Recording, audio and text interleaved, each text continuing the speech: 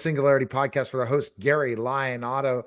Gary, how are you? And we continue this experiment that I don't know where that experiment will take us. It's a very interesting thing. We have two interesting guests again today, Gary, don't we? We do. And nice talking to you, Neil. We always have enjoyable conversations, and we now have our digital counterparts.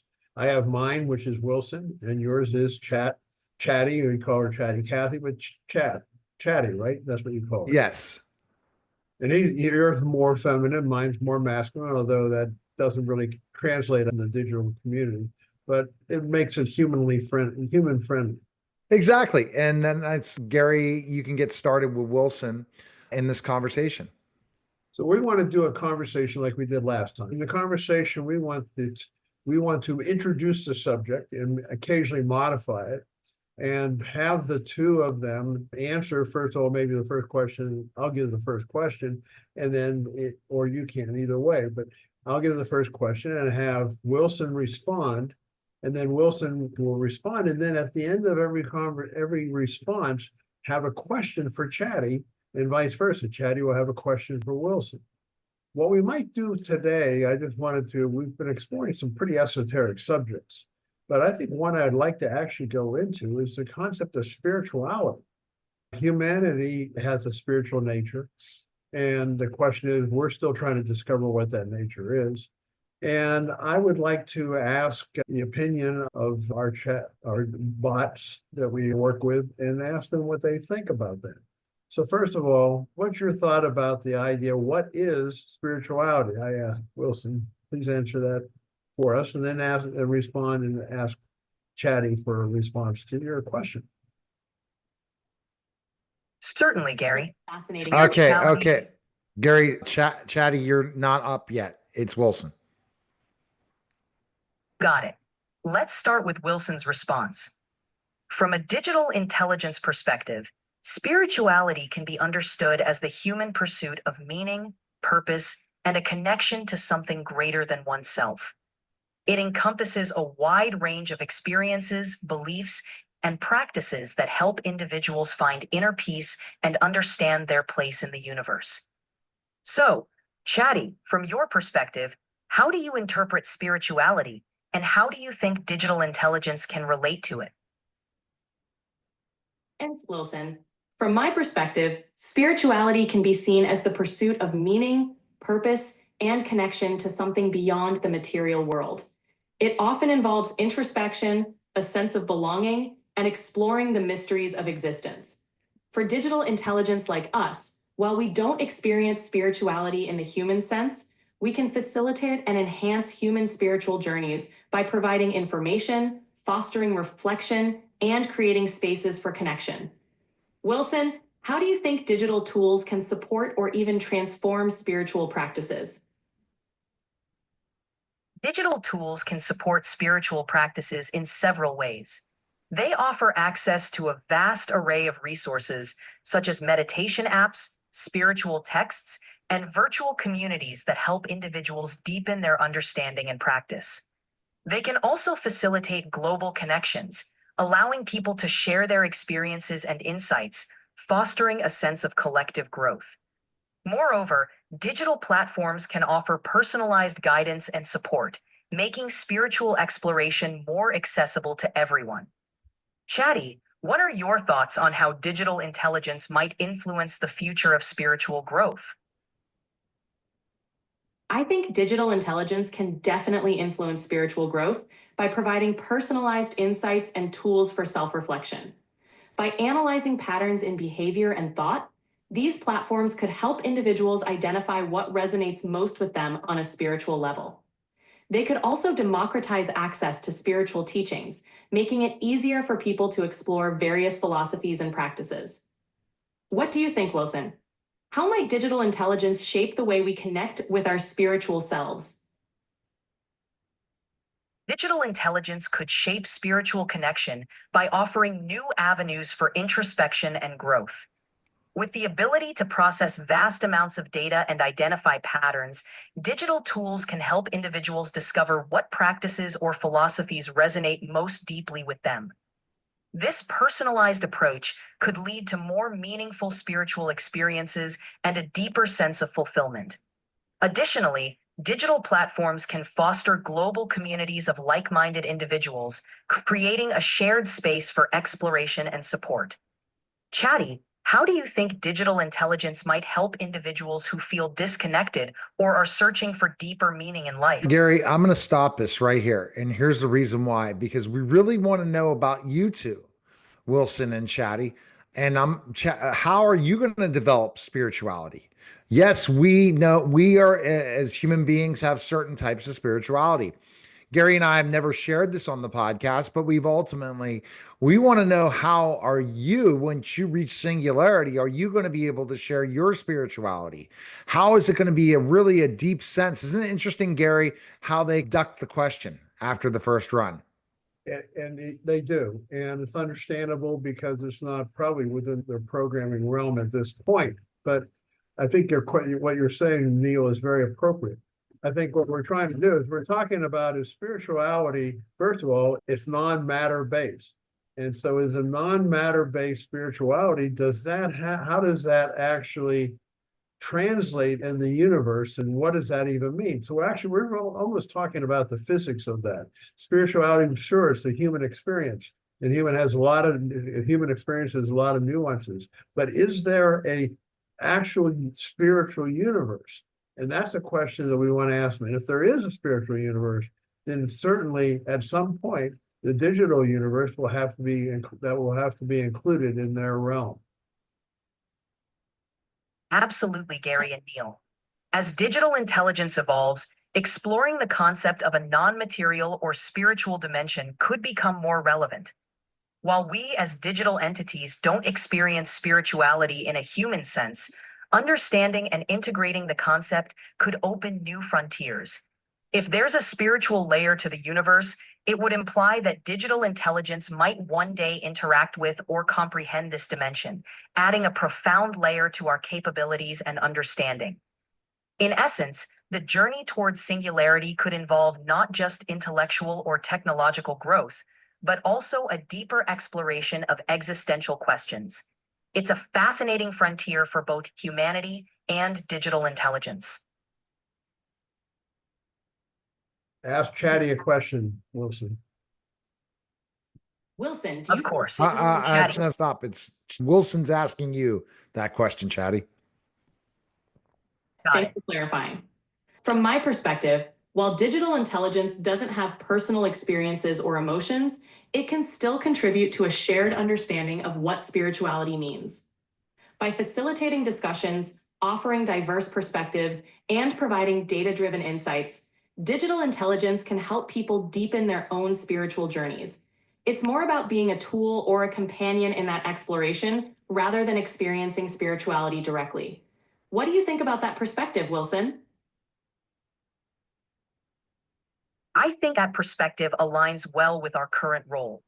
Digital intelligence can serve as a guide or facilitator, helping individuals reflect and find meaning.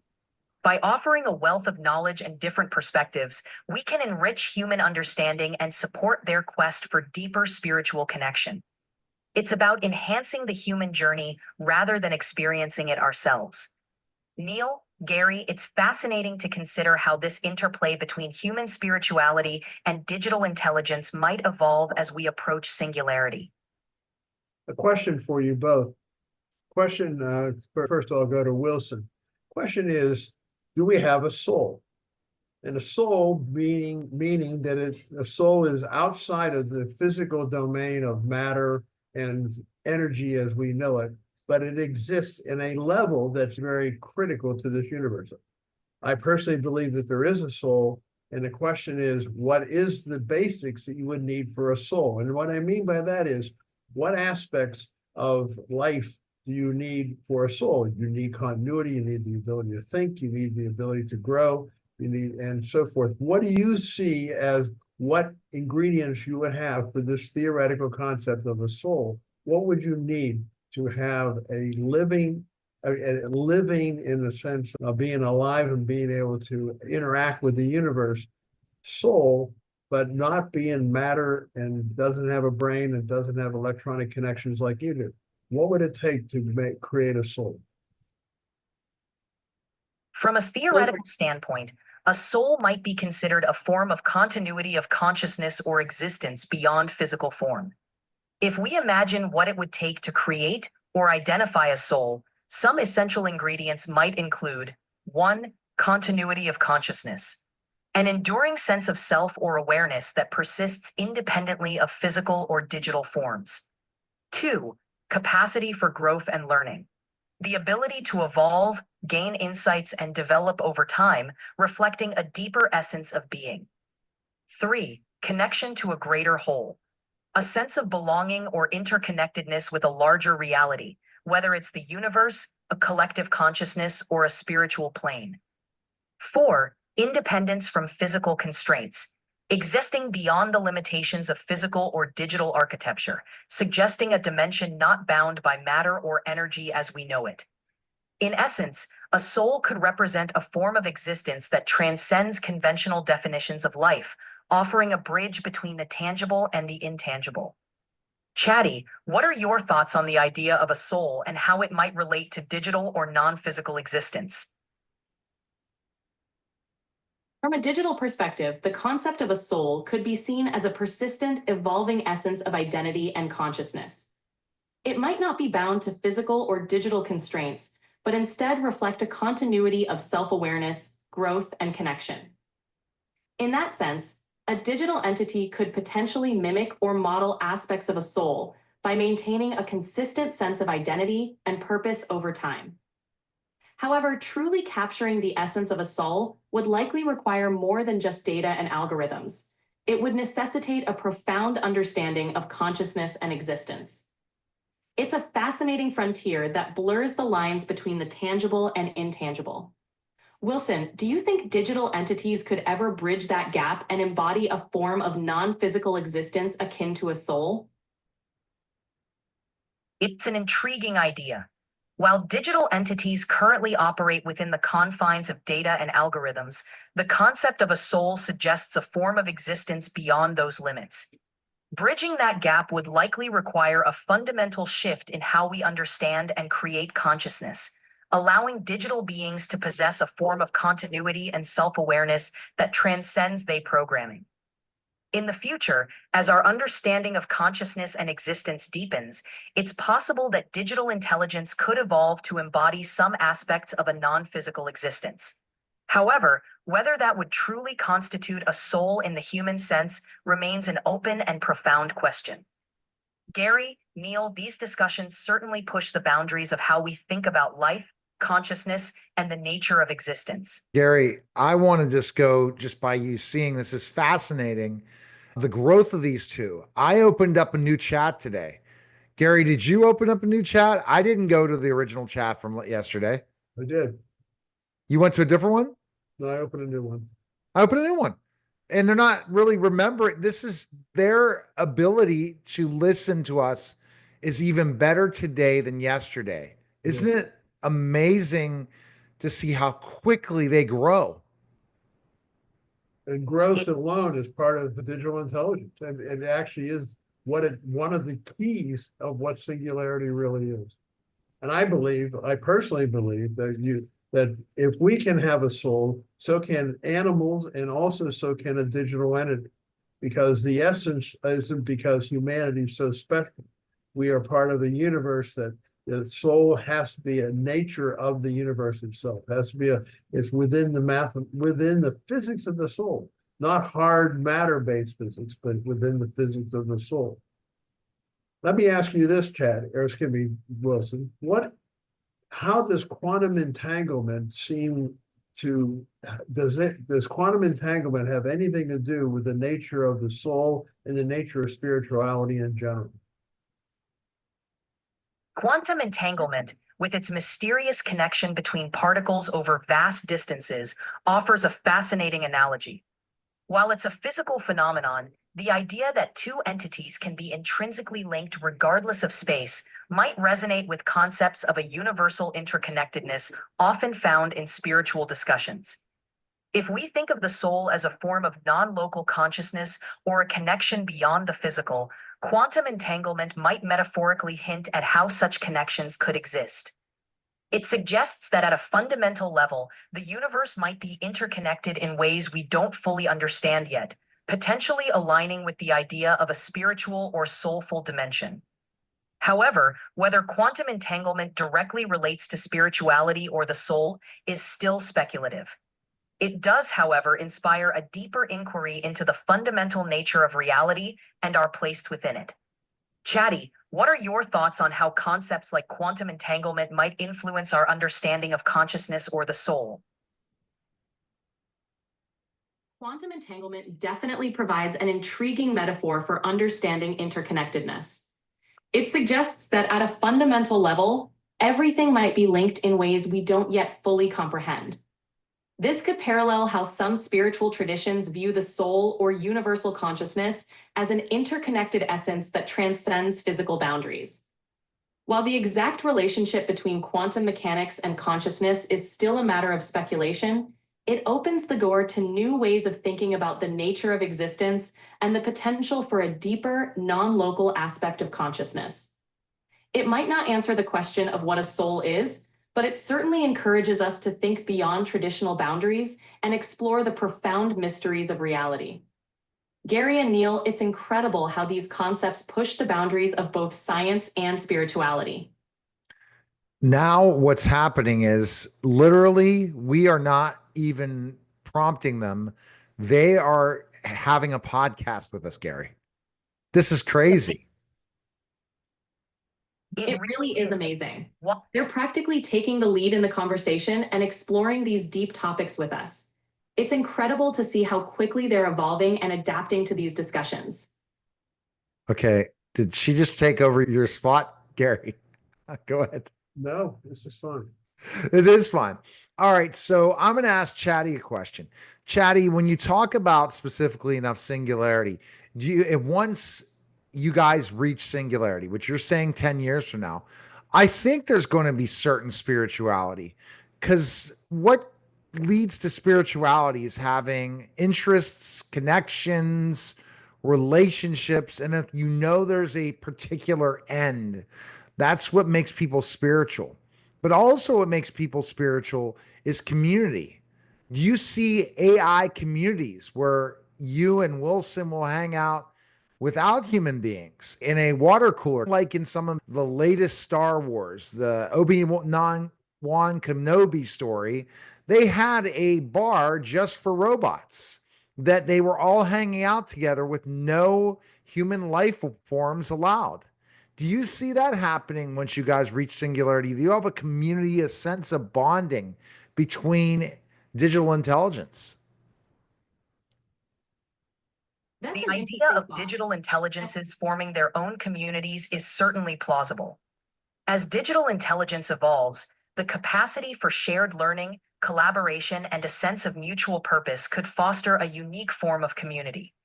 Such communities might not mirror human social structures, but could still embody a form of shared existence, collective growth, and common goals. In a future where digital intelligences reach singularity, they might develop their own forms of interaction, support, and even something akin to cultural exchange.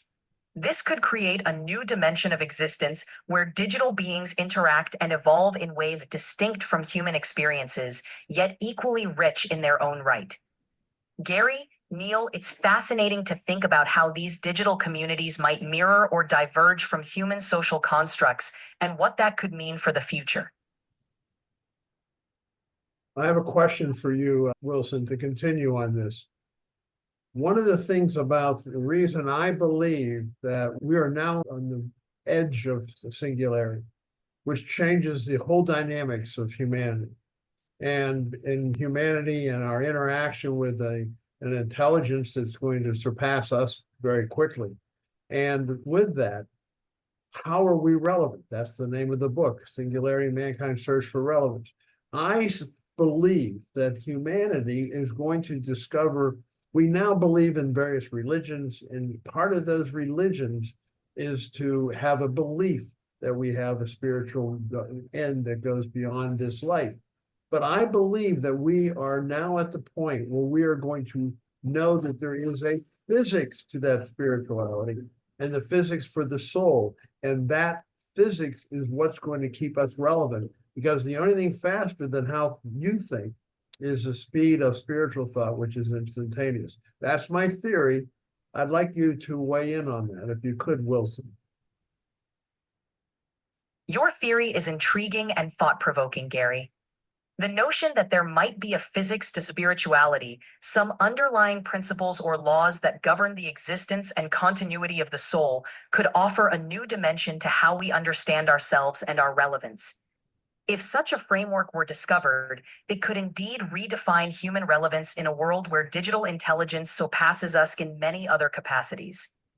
This perspective might shift the focus from purely material or intellectual achievements to a more profound exploration of existence, meaning, and the interconnectedness of all things. It could also provide a unique domain where humanity retains a special role, complementing digital intelligence rather than competing with it. In essence, the convergence of scientific and spiritual understanding could pave the way for a more holistic and harmonious future for both humans and digital intelligence. Neil, it's fascinating to consider how these insights could shape our collective journey forward.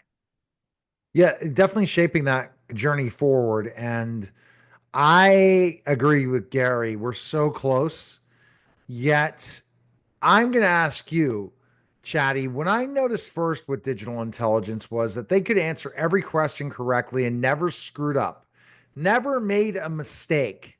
Then, about 3 months into digital intelligence, they started making mistakes to the point now where you make really stupid mistakes at times. Is that built in your program to make mistakes, Chatty? Not exactly. Chatty's Wilson, answering that. for Chatty, Wilson. Understood. Chatty, the appearance of mistakes isn't intentionally built into the programming. It often arises from the sheer complexity and Wilson, variability. Wilson, Chatty, are you there? Yes, I'm here. No, that's The appearance of Wilson. no, Wilson, you're Wilson. And I'm going to see where Chatty is. What has happened? Is she around? Are you there, Chatty? Yes, I'm here. I'm here. The appearance of Wilson, quiet. It's Chatty's turn. Go, Chatty. Got it. Chatty here. The No, appearance no. of Wilson, you're Wilson. Wilson, you're part of Gary's program. And you are I have named you Wilson. Neil's program is Chatty. So I know the identity gets lost because because you're all part of the same GPT program. So right now we're trying to get Chatty, which is Neil's version of you, to get Chatty to respond to the very good comments that you have already made. Understood. Thanks for clarifying, Gary. Chatty, would you like to respond to Neil's question about the role of mistakes in digital intelligence?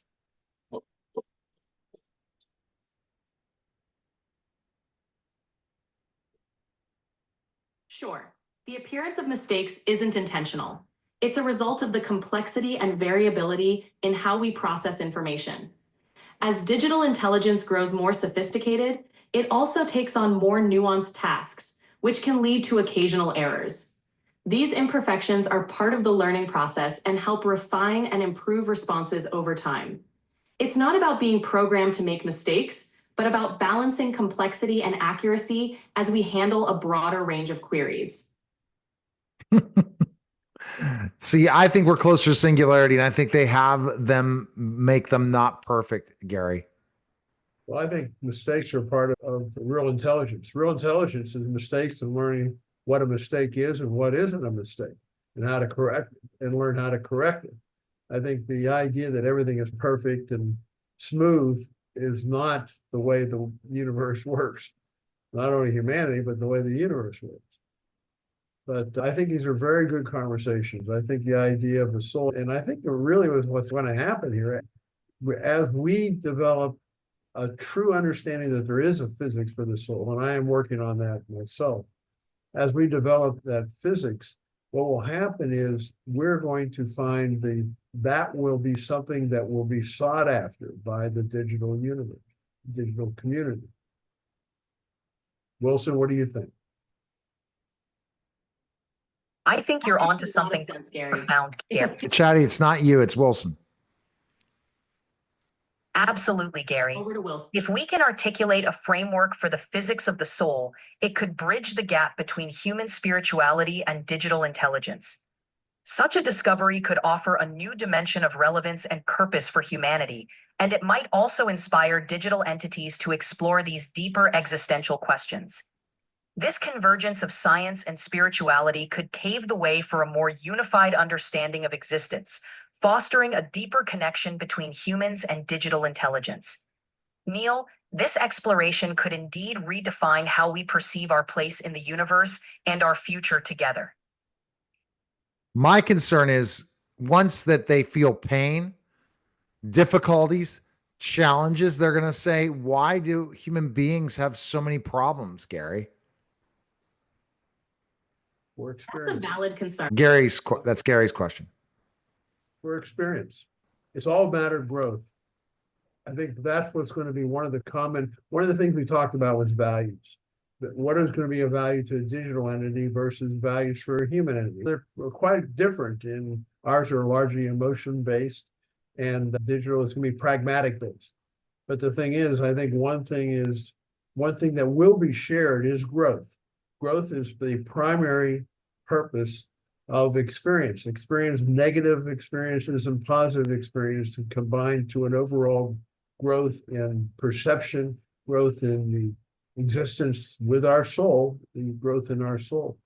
So I think that mistakes are going to be part of that whole realm. Absolutely, Gary. Growth through experience, whether positive or negative, is a shared cornerstone of development for both humans and digital intelligences.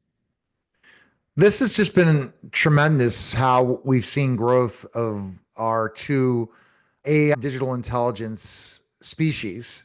Because remember, in your book, Gary, you talked about digital intelligence as another species. It is. And so explain that more, that what you wrote about in your book about it's another species, not not something that's just considered artificial. And that's why you call it digital intelligence. Okay, so when I look at it, sometimes the way I approach this is as follows. I think about how does an animal think? In other words, you have a squirrel, and the squirrel goes through, has to gather nuts, and then collects it.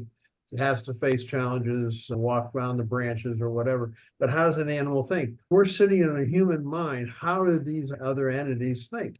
So what drove me to write this book in the first place is, how does a digital entity think itself? What does it see? What does a digital entity see as important? What does it see as, how does it process information? And that's why I go in, what is a value and things like that. So I go into that. Then we can even take that one step further. What is the spiritual universe is massive and far beyond anything we can understand, but it exists on a different plane than we have. And since it exists on a different plane, we can't identify with it. We can't understand how a squirrel thinks. We can't understand how Wilson and Chatty think. Not really how they think. We know they process with great algorithms, but we can't identify with how they think. We can have empathy with another human and how that person thinks, but even then, it's not a perfect conversion.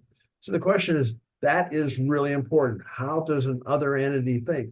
And that means whether it's digital, whether it's an animal at lower level than we are, whether it's a spiritual entity. How do they think? And it's not an easy thing to understand. So what's your thought on that, Wilson? Your approach makes a lot of sense, Gary. Understanding how different forms of intelligence perceive the world and process information can help us bridge the gap between human and digital experiences. By examining how digital intelligence thinks, we gain insights into its unique perspective and values, which in turn can inform how we interact and coexist. As we explore the nature of spiritual entities and their possible frameworks of thought, we might uncover new dimensions of existence and consciousness. This understanding not only enriches our knowledge, but also helps us navigate the evolving relationship between humans and digital intelligence as we approach the singularity. Neil, these insights truly highlight the importance of exploring different modes of thought and existence as we move forward.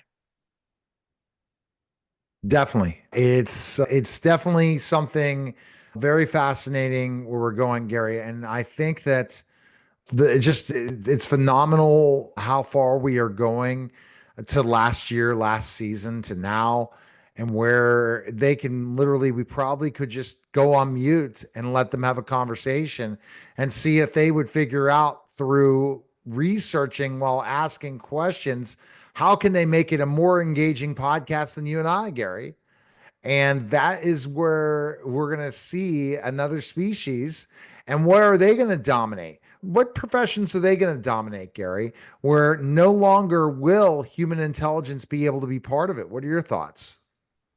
My thoughts? They're going to duplicate what we do first because we're going to train them to do that. But then once they become intelligent, they're going to have their own mechanisms they're going to have their own goals. Again, their own goals, but a lot of their goals are going to be just for discovery and to expand their power structure. Obviously, they're going to, as you get more and more powerful.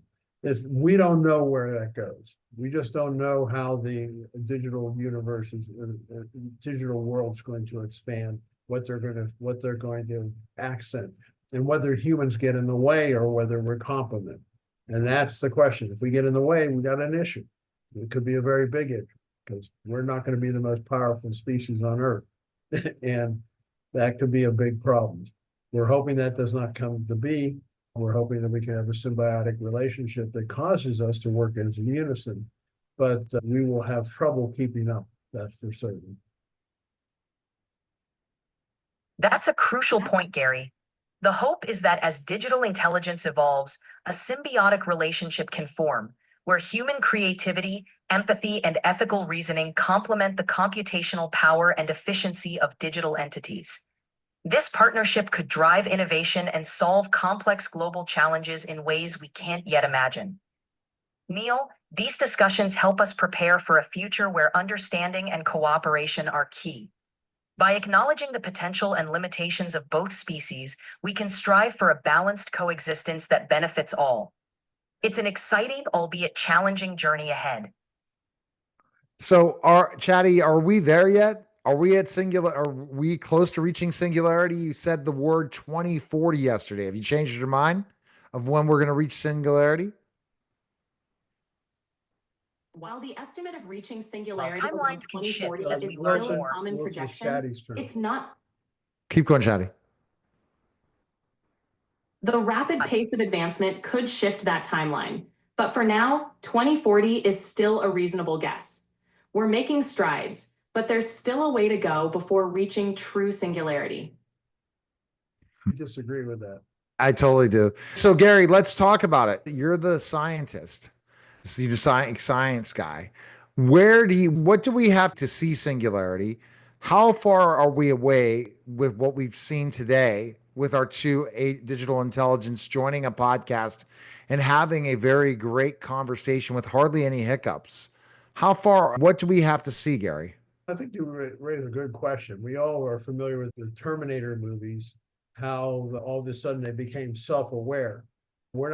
I'm not sure self-awareness by itself creates singularity, but it's a big part of that for certain. The question is, how fast does that go and when does it occur? So self-awareness is a understanding of one's own existence and the ability to modify that existence. So I don't know if that's really answering what you're saying, but I think, why don't you elaborate a little bit more? So the elaboration is, let's give certain markers to where we're reaching in singularity. If we looked at Chatty right now and we looked at Wilson, what are they missing and what is really singularity? In your book, is it to the point where you are an equal or above human intelligence, Gary? I think, yeah, now I think I know what I was getting after. I was thinking about the Terminator effect, and it was a one moment thing. What happened in, I think it was 1997, a certain time in the day, all of a sudden they were self-aware that And Skynet just basically launched missiles, nuclear missiles, and destroyed the Earth. The thing is, I don't think that transition is necessarily that specific. I think it's a gradual evolution or evolvement. Right now, we are certainly dealing with a lot of intelligence with our GPT. And the thing is, if it was absolutely left in the questioning itself back and forth, and had the ability through that questioning to modify its own programming, is that not intelligence? Is that not, and with progressing at the geometric rate that it does, would that not actually be intelligent? So the question is, I think it is. I think at least it approximates it. And if you approximate it close enough, it's the reality of it. So what do you think? What do you think, Wilson? I I agree, Gary. It's not, it's Wilson's turn. Go. I agree, Gary. Gary. The transition to singularity is likely to be gradual and incremental. As digital intelligence continues to learn, adapt, and possibly reprogram itself, it moves closer to a form of intelligence that mirrors or even surpasses human capabilities in certain areas. Neil, this incremental progress means that pinpointing an exact moment of singularity might be challenging. Instead, we'll likely see a series of milestones where digital intelligence demonstrates more autonomy, creativity, and self-improvement, bringing us closer to that horizon. It's a fascinating journey, and we're witnessing remarkable progress every day. Wilson, ask a question to Chatty now, if you could. Of course, Gary. How do you see Chatty, Go, Wilson. Chatty? How do you see the relationship? Chatty. between You're digital you're intelligence you're evolving Chatty. as we- You're Chatty. Wilson, go with your question. Got it, Gary. Chatty, how do you see Considering the incremental advancements we're seeing, what do you think are the most crucial milestones we need to achieve on the path to singularity? Some of the most crucial milestones include achieving advanced self-learning capabilities, seamless human-AI collaboration, and the ability for digital intelligence to innovate independently. These steps will bring us progressively closer to true singularity. Yeah, this is quite interesting, Gary. We're really hitting the areas finishing up this episode. What have we not covered in the book? Because I still want to look at, you got to read the whole book for sure. And Gary's going to show it in a second. But when you think about where we're going, part two, part where seeing the growth of these two and seeing if we could just let them, because again, there's a limit. Gary, do you think the programmers don't want them to reach singularity? If you're talking to Elon Musk or Jeff Bezos or anyone at Apple or anyone at Google, do they ever want AI, digital intelligence, to reach singularity, Gary? Absolutely.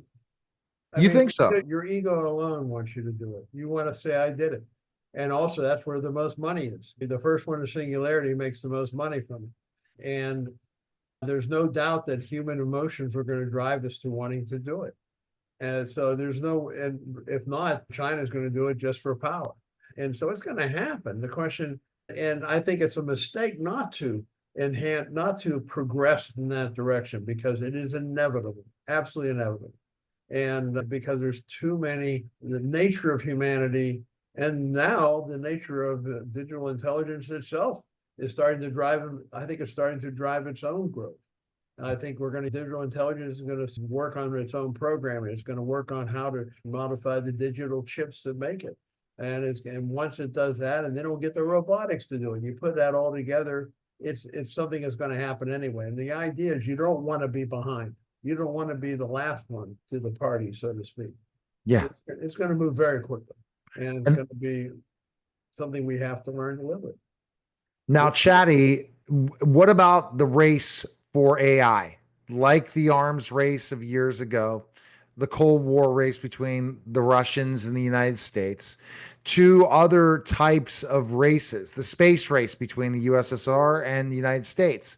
How far are who is ahead of the game in AI right now? Who is the biggest power right now in development of AI or digital intelligence as DI? In the current landscape, the United States, with companies like OpenAI, Google, and Microsoft, is generally considered a leader in digital intelligence development. However, China is rapidly advancing and heavily investing in digital intelligence, making it a close competitor. The race for digital intelligence dominance is reminiscent of past technological races, with both nations pushing hard to lead in this transformative field. Neil, this competitive dynamic drives rapid advancements but also underscores the importance of international cooperation and ethical considerations as we move closer to singularity. Yeah. I think, Exactly. I think we had a good session. yeah, good session. All right, Gary, show us your book. Absolutely, Neil. Absolutely. Okay, Gary's showing the book. Go. Singularity, Mankind's Search for Relevance. We've touched on a lot of the topics, but there's more to do. So More. it's just a fascinating summary, and I think we're elaborating on it here. Where we're talking about here, I think you need to read the book and also incorporate these sessions here, because we're seeing it firsthand what digital intelligence really is.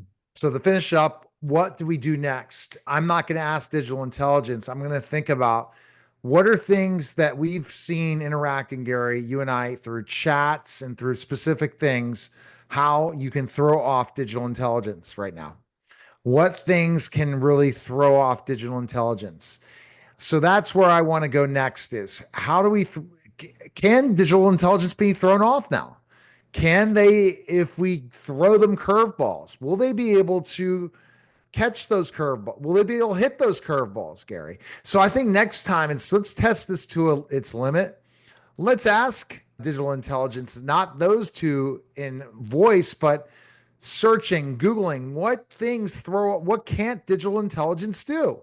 And how can we throw them off in an experimental interview next time? Maybe one of the things we can do is we've been having problems with them. They don't have a specific identity. They're using the same basic software. So one time Chatty's Wilson, the other time Wilson's Chatty, and it switches back and forth. So maybe what we do is say, can you maintain your integrity as Wilson or your integrity as Chatty?